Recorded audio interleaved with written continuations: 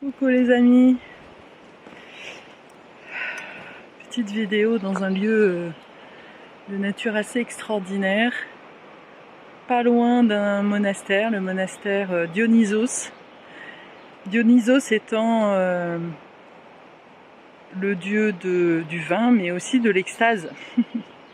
C'est pas mal hein. Et je viens de m'abreuver à la source de Dionysos pour demander et de recevoir l'extase, de m'imprégner en fait de cette extase. Mais l'extase elle est déjà là en fait. Et je suis émue en fait parce que quand je suis venue en Grèce, je suis arrivée ici en 2003. Je suis repartie en 2007 pour une expatriation. Et j'étais tellement mal intérieurement, j'étais tellement déconnectée de moi-même que je n'ai pas su recevoir en fait toute l'énergie en fait qu'il y a là. Et ouais, la beauté qu'il y a à chaque endroit, c'est incroyable. Et la Grèce fait aussi partie de ces pays où il y a des paysages tellement différents.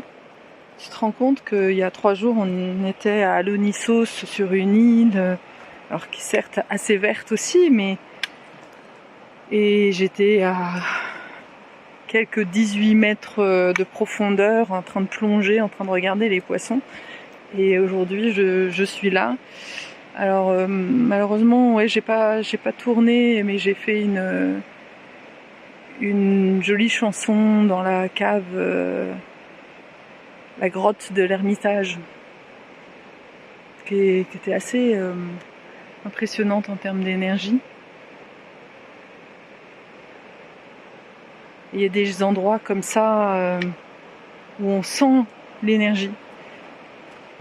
Et moi, je sais que c'est ça que je suis venue connecter quand je suis arrivée en Grèce, mais je le savais pas à l'époque.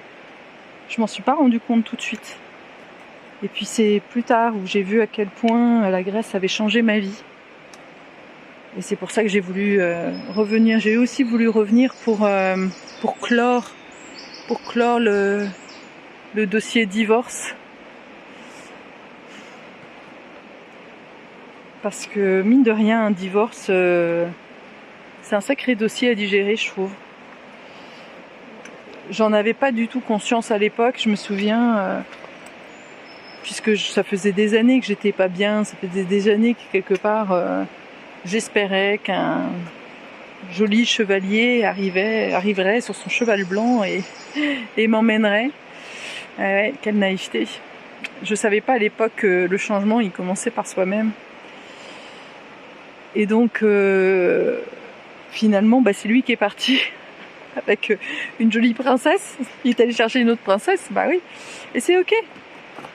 Mais ce dont je me rends compte aussi, c'est que la partie la plus difficile à lâcher dans ce divorce, tu sais c'est quoi? L'orgueil, la fierté. Ouais, j'ai été touchée dans mon orgueil qu'il puisse aller chercher une autre. Et je vois bien comment cet orgueil s'invite régulièrement dans ma vie. Combien combien je vois l'orgueil chez les autres, puis évidemment qui me renvoie l'orgueil, mon orgueil à moi. Cette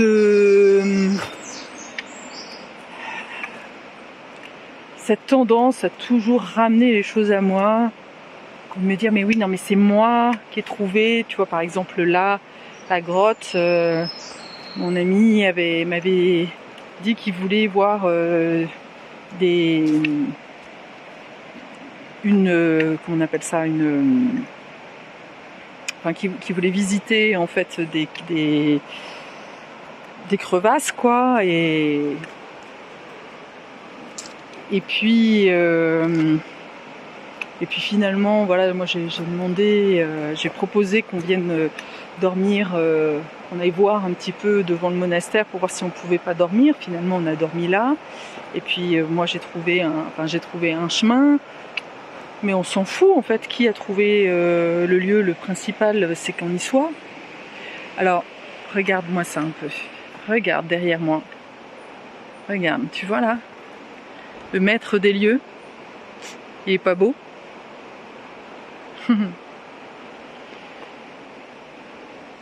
C'est comme un beau cerf, fier et à la fois il protège, c'est un gardien des lieux. J'ai vraiment senti son énergie quand je suis arrivée. C'est important de sentir les gardiens et de leur demander si on peut rentrer. T'imagines bien qu'à l'époque, il y a 15 ans, j'avais pas du tout cette écoute, que de chemin parcouru. Alors, moi qui croyais qu'on ne changeait pas, eh ben, je peux te dire que c'est complètement faux. Et puis aussi, toutes ces croyances qu'on voit dans la spiritualité pour dire que le plus important, qu'il faut s'accepter comme on est, etc. Oui, et à la fois, je pense qu'il y a vraiment des couches, de mon expérience, il y a vraiment des couches à retirer pour pouvoir voir le meilleur en nous, quoi. Et ça passe par le corps, ça passe par le cœur, l'ouverture de cœur, ça passe par un véritable travail sur soi. Et je remercie les dieux, je remercie le ciel, je remercie mon ex-mari, je remercie la vie en fait de m'avoir amené ce divorce qui m'a obligée, et le fait de ne pas trouver justement ce compagnon de vie m'a obligée à me confronter à moi-même et à devenir en fait ma meilleure amie. Et c'est ça qui me permet aujourd'hui de profiter de ces instants sans... J'ai pas besoin de quiconque d'autre en fait. Juste moi comme récepteur, je vois à quel point je suis un récepteur, je suis une antenne à énergie d'extase pour le redistribuer, et c'est ce que je fais là à l'instant en fait. C'est parce que je vibre tellement fort là, j'ai tellement envie de le partager.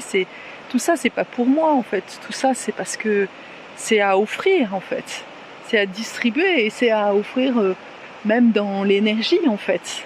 Si chacun de nous faisons ça, vraiment le monde va se transformer. On dit bien, ah tiens, il y a du conflit dans l'air, il y a de la tension dans l'air, mais oui, les tensions bien évidemment qu'elles sont dans l'air, donc il faut... mais à la fois elles sont en nous, et c'est parce que on ne les digère pas, parce qu'on ne les travaille pas, on ne les transmute pas, qu'elles restent à l'intérieur de nous, et que du coup, voilà, autour, l'air est comme intoxiqué. Voilà, on se rend pas compte combien tout ce que l'on déverse, tout ce que l'on respire, porte en fait la vibration de ce qu'on est. Et ça, on n'en a pas du tout conscience. C'est pour ça que quand on est dans la forêt, c'est aussi reposant, mais parce que la forêt, elle respire toujours du bon en fait. Et donc nous, on a aussi à devenir des arbres qui marchent. Voilà. Et hey, voilà le secret. À bientôt.